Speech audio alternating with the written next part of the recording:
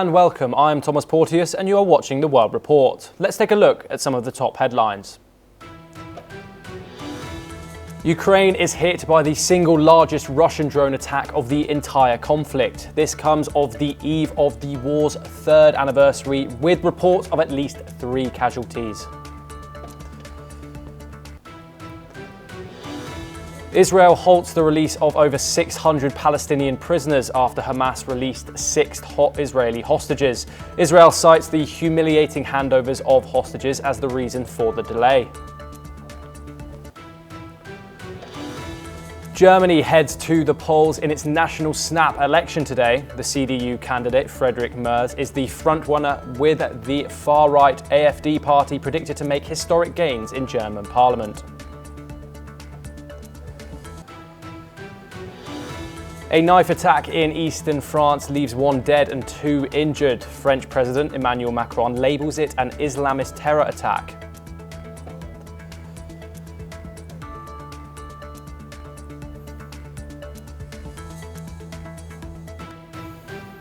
In a bold move to reduce government spending, President Trump has enlisted Elon Musk to streamline the federal government. Musk has introduced a new measure requiring federal employees to submit weekly summaries of their work in just 5 bullet points. The deadline for these submissions is set for midnight, February the 23rd, with Musk warning that failure to respond could be treated as a resignation. Let's take a closer look at how these reforms are unfolding and the potential impact they could have on the future of the federal workforce. For this discussion, we are joined by Cheyenne Batra, international affairs expert located in London, and we're also joined by Ross Feingold, political risk analyst located in Taiwan. Cheyenne Batra, I wanted to come to you first. Do you think such extreme measures pushed by Musk could lead, in fact, to a more efficient government, or might they be decreased in motivation and his whole idea fail? Hi, thank you for having me on. I'm Shyam Batra is my name, not Cheyenne, just to let you know. Apologies. I'm an Indian, but not a red Indian. That's okay. I think you got to realize something. We were talking about Ukraine. Unfortunately, I didn't get to speak about it. But as I say to you, what the Americans want to do in their country is up to them. They've got a strategy and they're implementing it. Musk is a very clever man. He knows what he's doing.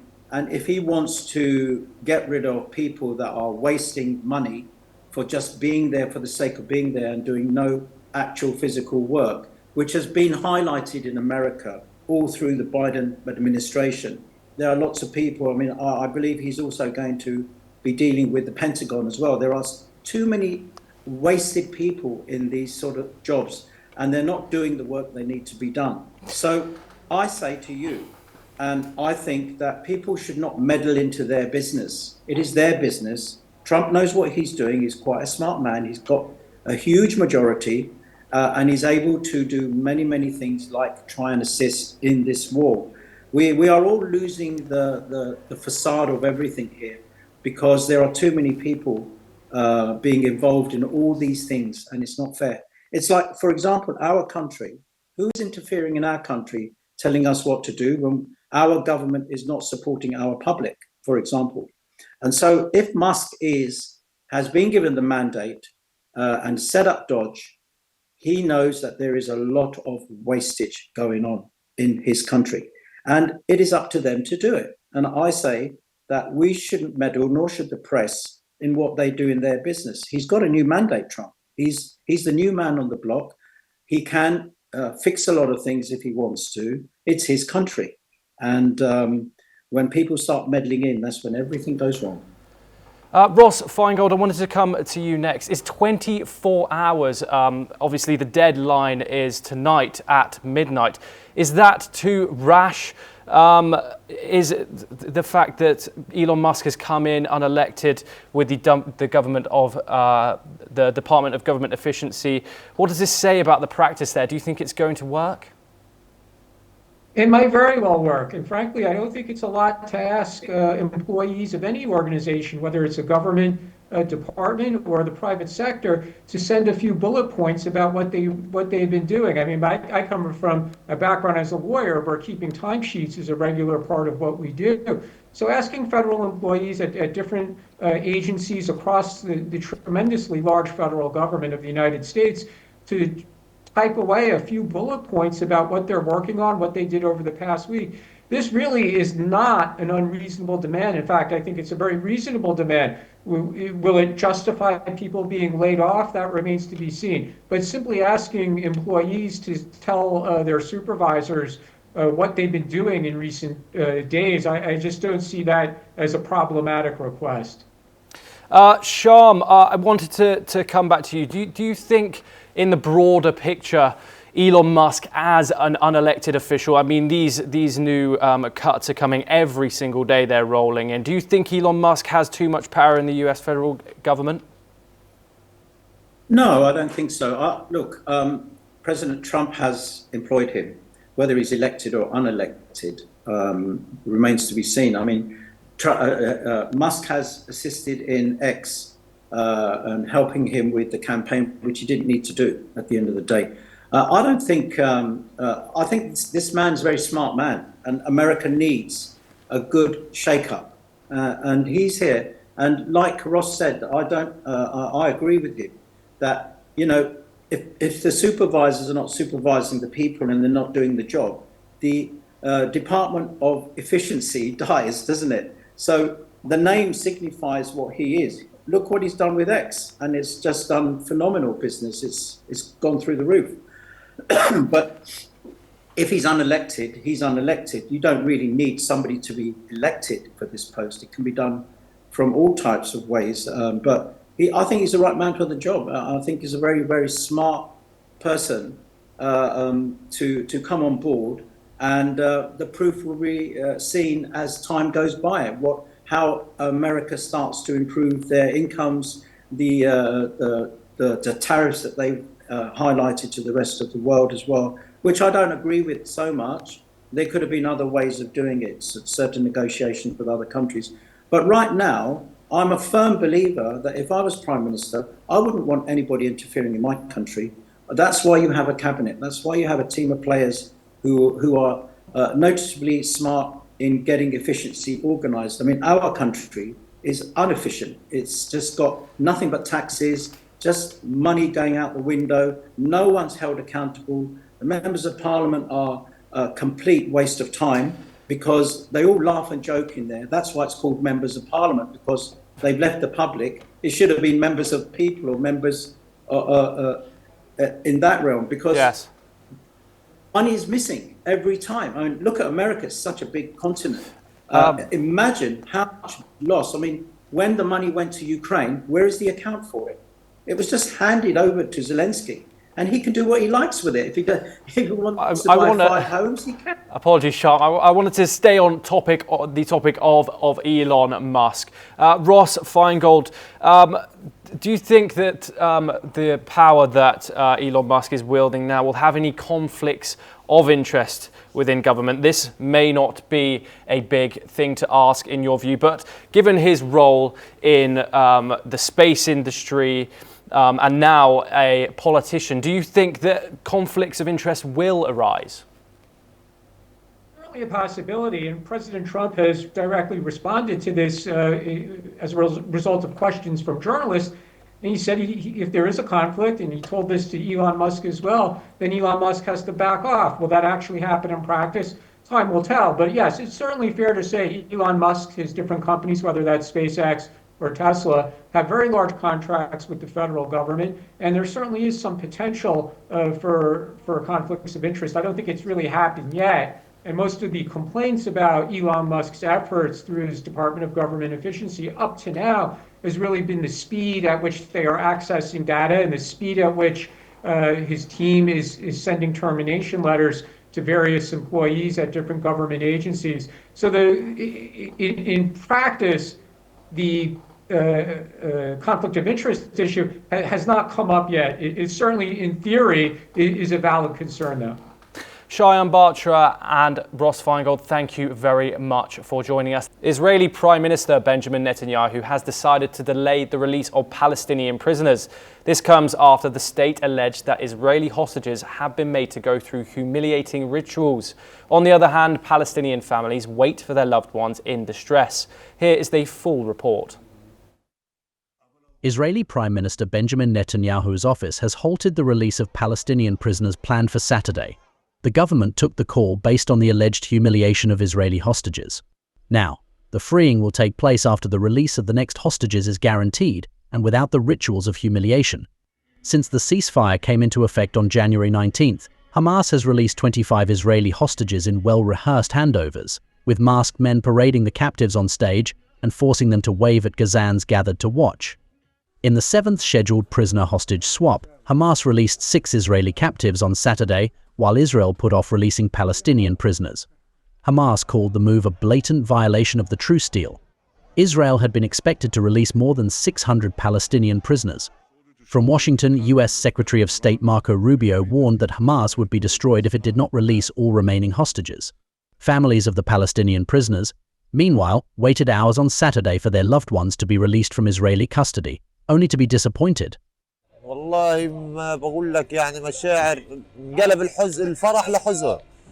احنا بقول لك من الصبح الفرح لحزن حسبنا الله ونعم. ابني والله أسير من 13/11 وجينا هنا نستنى فيه إنه من الساعة 9 وعلى أمل إن شاء الله إنهم يفرجوا عنهم نستناهم نحضنهم نشوفهم لكن نتنياهو دائما بماطل طب سلموا أسرى ليش يعمل إلغاء الصفقة ليش يغل طب ليش. On the other hand, Israeli protesters rally in Tel Aviv calling for the return of all remaining captives. Bureau Report, NewsX. We'll now take a look at some news updates from across North America. The leader of the far-right Proud Boys, Enrique Tarrio, was arrested outside the US Capitol on Friday. The arrest followed a news conference where he and other Proud Boys members announced plans to sue the US Justice Department over their imprisonment. Tarrio, who was pardoned by Trump for his role in the January 6th riot, faces allegations of striking a woman's phone and her arm. California Governor Gavin Newsom has requested $40 billion in federal aid to help rebuild areas of Los Angeles devastated by January's wildfires, which killed 26 people and displaced 150,000. The funds would support recovery efforts, including debris removal and tax incentives. President Trump previously expressed doubts about federal aid to California, citing water supply issues. Measles outbreaks in Texas and New Mexico now have nearly 100 cases, mostly consisting of unvaccinated children and teens. Health officials are concerned as vaccination rates drop in some areas due to anti-vaccine sentiment. Texas has seen a rise in vaccine exemptions, especially in Gaines County, where most cases have occurred. Health authorities are urging people to get vaccinated and stop the spread. President Donald Trump is set to appoint newly confirmed FBI Director Kash Patel as the acting head of the Bureau of Alcohol, Tobacco, Firearms and Explosives. Patel, a Trump loyalist, will oversee both the FBI and ATF during a time of growing challenges. Despite opposition from Democrats and moderate Republicans, Patel's nomination gained strong support from Republicans. The FDA is reaching out to rehire some of the scientists it recently fired, including those reviewing Elon Musk's company, Neuralink. Around 300 employees could be brought back after President Trump's recent cuts to the agency. The move follows a broader trend of rehiring federal workers, but many scientists are unsure about returning due to concerns over job stability and pay. Voting opened Sunday in a German general election that opinion polls suggest will bring a new chancellor and a new governing coalition. The country's elections are often a little dry and predictable, but this campaign has been eventful by comparison. Here is a full report. Germans are going to the polls after an intense election campaign dominated by their country's faltering economy and a succession of deadly attacks that have made migration and security a focal issue. Friedrich Merz, the 69-year-old conservative leader, is in pole position to become Germany's next chancellor in a vote closely watched in Europe and the US. He promises to fix most problems in 4 years, a tall order for Europe's biggest economy and a creaking infrastructure. Ich werde als Bundeskanzler der Bundesrepublik Deutschland wieder aktiv teilnehmen an der Gestaltung der europäischen Politik und Deutschland wird mit mir wieder eine starke Stimme in der Europäischen Union haben. If Merz's Christian Democrats win, he will need to forge an alliance with at least one other party, most likely Olaf Scholz's Social Democrats, whose government collapsed late last year. On the eve of the vote, Merz was adamant there would be no deal with the far-right alternative for Germany, which is poised to become the second biggest political force, ahead of Scholz's center-left party. Keiner von uns kann heute sicher sein, dass das, was wir 75 Jahre hatten, auch in den nächsten 20 und 30 Jahren fortbesteht. Und deswegen ist diese Wahl morgen eine Schicksalswahl für Deutschland. Some 59.2 million Germans are eligible to vote, and while millions already have by post, polls indicate as many 20% were undecided ahead of election day. The polls close at 17 GMT, with a clear idea of a result likely to emerge during the evening. Bureau Report, NewsX. Now let's take a look at some news updates from across South America. At least 6 people died and 78 were injured after a food court roof collapsed at the Real Plaza shopping center in Trujillo, Peru. The accident happened on Friday evening and rescue teams are still searching for survivors. Among the injured, 48 were hospitalized, with 3 in serious condition and 10 were children. The cause of the collapse is still unknown. Authorities are continuing with their investigation. Argentine President Javier Milei met Donald Trump at US conservative conference, where he praised Trump's plan for reciprocal tariffs on imports. They both also discussed Milei's economic reforms and closer ties between their countries, with Trump inviting Milei to visit Washington soon. Milei echoed Trump's views, criticized state control, and defended Elon Musk's budget-cutting plans. The town of Buriticupu in Brazil's Amazon region is facing a growing crisis as massive sinkholes threaten to swallow homes. Around 1,200 people are at risk after the city declared a state of emergency due to the expanding holes, which have already destroyed several buildings. The problem has been worsening for 30 years, caused by heavy rains, sandy soil, deforestation and bad urban planning. People across Latin America prayed for Pope Francis after the Vatican said he was in critical condition in a Rome hospital. Catholics from South America attended masses, lit candles, and prayed for his recovery. Many feel a strong connection to Francis because he is from Argentina. In Buenos Aires, his image was projected on the famous obelisk, and communities across Argentina were called to pray for him. In Brazil, churchgoers also joined in prayers for the Pope and the global Catholic Church. 5 US adoptees taken as infants during Chilean dictator Augusto Pinochet's regime have reunited with their biological families in Chile. This marks the first time in nearly 40 years that the adoptees have come together with their birth families. The adoptees, who grew up in different parts of the US, discovered their origins through a MyHeritage DNA test.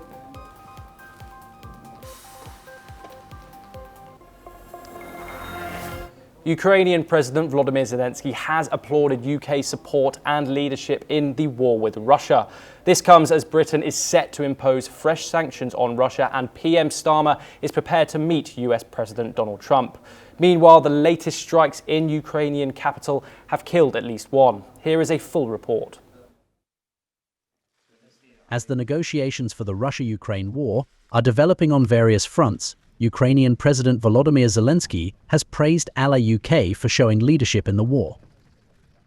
Говорив з прем'єр-міністром Британії Ми скоординували наші позиції, нашу дипломатію. Ми цінуємо, що Британія прагне зберігати лідерство в захисті життя і просто нормальності. This comes after the British Prime Minister, Keir Starmer, pledged his ironclad support for Kyiv in a phone call and insisted that Ukraine must be at the heart of any negotiations on a peace deal with Russia. Meanwhile, UK Foreign Secretary David Lammy said that London will unveil a significant package of sanctions against Russia on Monday, adding that it was time to turn the screws on Putin's Russia. On the other hand, in the latest twist, US President Donald Trump has asked for compensation for the wartime aid his predecessor Joe Biden gave Ukraine. The United States has given $350 billion because we had a stupid, incompetent president and administration. So I want them to give us something for all of the money that we put up, and I'm going to try and get the war settled, and I'm going to try and get all that death ended. So we're asking for rare earth and oil, anything we can get. These developments come as Trump is set to accelerate the negotiations with several meetings lined up. On one hand, UK PM Starmer and French President Emmanuel Macron are set to visit Washington next week. On the other hand, a second meeting between representatives of Russia and the US is planned for the next 2 weeks, according to Russian Deputy Foreign Minister Sergei Ryabkov. He added that preparations for a face-to-face meeting between Donald Trump and Vladimir Putin were underway. From the battleground, Russia launched several waves of missile and drone attacks overnight targeting Kyiv and other parts of Ukraine. The attacks have killed at least one civilian and damaged buildings and infrastructure. With such developments in negotiations and continued attacks, the following weeks will be consequential for the ongoing war. Bureau Report, NewsX. We will now take a look at some news updates from across Europe. A French convict who went on the run after escaping a police van has been arrested in Romania. According to the French police, the convict, Amra, also known as the Fly, has links to a major drug gang in Marseille, France. 2 prison officers were killed when a vehicle carrying Mohamed Amra was attacked by men using military-grade assault weapons in May 2024. President Emmanuel Macron hailed his capture a formidable success. Starting this week, the Morbihan Criminal Court will start the trial of Joel Lee Soignac. According to reports, he is suspected of being France's biggest paedophile criminal. Joel is accused of aggravated rape and aggravated sexual violence against 299 victims, most of them children. He was sentenced to 15 years in prison in 2020 for rape and sexual abuse of 4 minors, but this withdrew a year later. Polish President Andrzej Duda met US President Donald Trump in Washington, where he mentioned that the US presence in Poland and Central Europe should be boosted. Duda told reporters after the meeting that Trump said he would rather expect a boost of US presence concerning Poland. Later, he mentioned the US president told him that as some of the most credible allies, he should not be worried. British Prime Minister Keir Starmer said it was in the interest of US President Donald Trump to stand by Ukraine. According to reports, Starmer mentioned it is in UK and US interest to stand by Ukraine with a security guarantee. This statement comes after he visited Washington to meet Donald Trump. He added that every time he has spoken to Trump, he has stuck by his commitment to peace. Londoners march in support of Ukraine to mark 3 years of the war. Protesters started the march near the statue of Saint Vladimir, which is a national saint of Ukraine, in West London. Later, they marched towards the Russian embassy while waving Ukrainian flags and signs of support. Britain has been a key backer of Ukraine by providing financial and military support to Kyiv and opening its doors to over 250,000 Ukrainian refugees. Tragedy has struck Mulhouse, France, where a knife attack has left 1 person dead and 3 officers injured. A 37-year-old man has been arrested and authorities have launched a terrorist inquiry. Now let's take a closer look at the full report. In a tragic incident in Mulhouse, France, a knife attack has left 1 person dead and 3 police officers injured. A 37-year-old Algerian man has been arrested. and a terrorism inquiry has been launched after the suspect reportedly shouted Allahu Akbar. The assailant seriously injured 2 officers, one in the neck and one in the chest. A 69-year-old Portuguese man who tried to intervene was fatally stabbed. The suspect had reportedly been on a terrorism watch list and was subject to a deportation order, though he had not been expelled from France. President Macron has condemned the attack as an Islamist terrorist act, reaffirming the government's commitment to fighting terrorism. He has also extended his condolences to the victim's family. J'ai eu un instant le ministre de l'Intérieur qui m'a rapporté les principaux éléments qui étaient en sa connaissance. Il s'exprimera ce soir pour donner les détails sur le dossier. Le procureur s'est saisi et le PNAT s'est donc saisi, qualifiant ainsi cet acte d'acte terroriste. Dans un autre cadre, je voulais évidemment m'exprimer suite à l'attentat terroriste de Mulhouse, pour d'abord exprimer mes condoléances à la famille de la victime et dire la solidarité de toute la nation pour la victime et en effet sa famille et ses proches. The attack occurred near a market during a demonstration supporting the Democratic Republic of Congo. Local residents have expressed shock, with Mulhouse's mayor calling it a moment of horror. French Prime Minister Bayrou has denounced the attack, while Interior Minister Retailleau highlighted the failure to expel the suspect and called for changes in detention center operations. Bureau Report, NewsX. Now let's take a look at some news updates from the Indo-Pacific. Yemen's Houthi rebels recently launched surface-to-air missiles at a US F-16 fighter jet and an MQ-9 Reaper drone. Both attacks were unsuccessful, with the missiles failing to hit either of their targets. This incident marks a significant escalation, as it is the first time Houthis have targeted US F-16.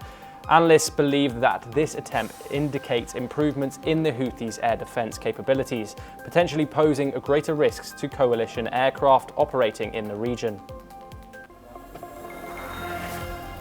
The Cook Islands have entered a 5-year agreement with China to collaborate on the exploration and research of seabed mineral resources within its territorial waters. The partnership aims to assess the potential of deep-sea mining, which could offer economic opportunities but also raise environmental concerns. New Zealand and several Pacific nations have warned about the risks of mining to the marine ecosystems. Officials from the Cook Islands argued that proper regulations will be in place to protect the environment. The Financial Action Task Force has removed the Philippines from its grey list of jurisdictions under increased monitoring for money laundering and terrorist financing. This move signals progress in the country's financial reforms and is expected to facilitate smoother international transactions. Officials believe the removal will lower costs for remittances and boost investor confidence. The Philippines has been on the grey list since 2021 and implemented significant reforms to combat financial crimes to achieve this status. New Zealand has reported that a Chinese naval vessel conducted a second live fire drill in international waters near its territory. The exercise involved firing of live rounds that caused the diversion of several commercial flights. Prime Minister Christopher Luxon expressed concerns over the lack of adequate notice and the potential risks to civilian activities in the area. China, however, maintains that it followed international laws and notified relevant authorities before conducting the drills. Australian Treasurer Jim Chalmers is set to meet with US Treasury Scott Bessent in Washington. They are set to discuss potential exemptions from tariffs on steel and aluminium imports from Australia. This meeting follows a recent conversation between President Donald Trump and Australian Prime Minister Anthony Albanese. During said meeting, Trump agreed to reconsider Australia's exclusion from the tariffs. Chalmers emphasised that while he does not expect a final decision during this visit, he aims to lay the groundwork for a future agreement that would benefit Australian exporters.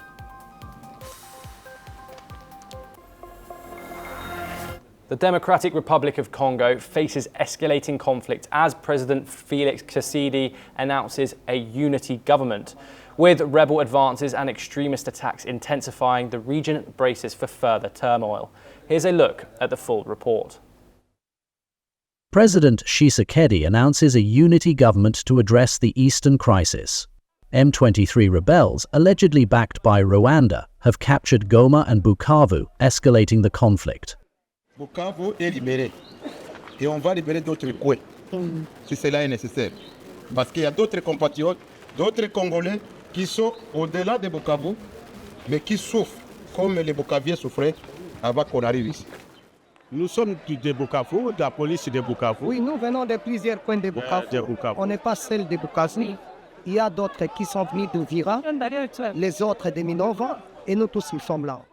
Hundreds of Congolese police have defected to M23 in occupied areas, complicating security efforts.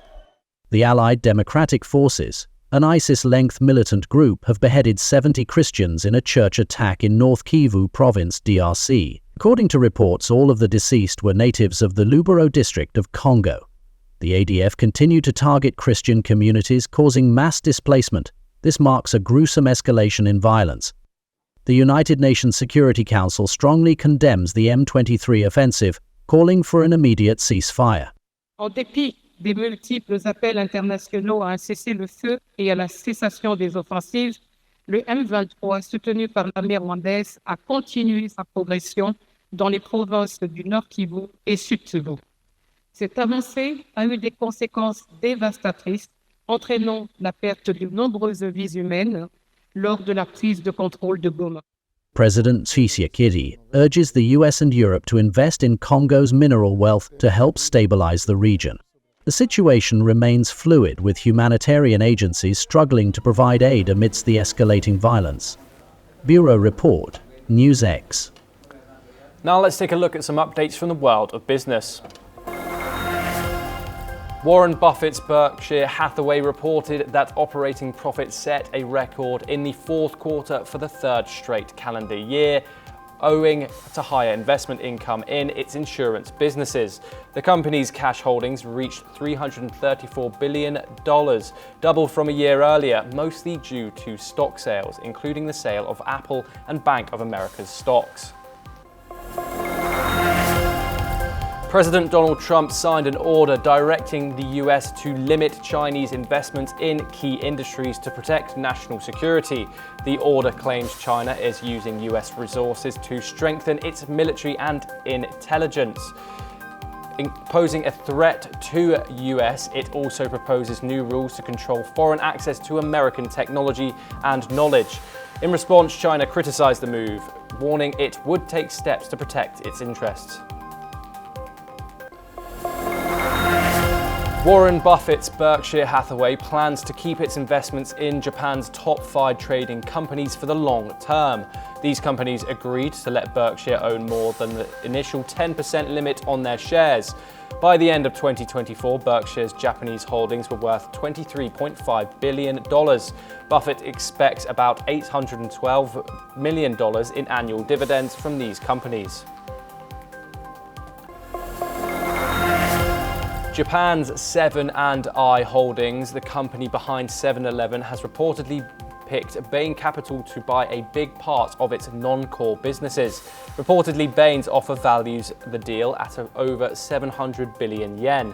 These businesses being sold include supermarkets, baby goods stores, and Denny's restaurants in Japan. This move is part of 7&I's plan to focus on its core operations. Stellantis is recalling over 27,000 Maserati cars in the US because of the rear-view camera image might not show up, which could increase the risk of accidents. The issue is caused by a software problem with the radio system, and it will be fixed with an update. The recall includes several models like the Grayscale, MC20, Gran Turismo, Levante, Glibi, and Quattroporte from 2021 to 2025.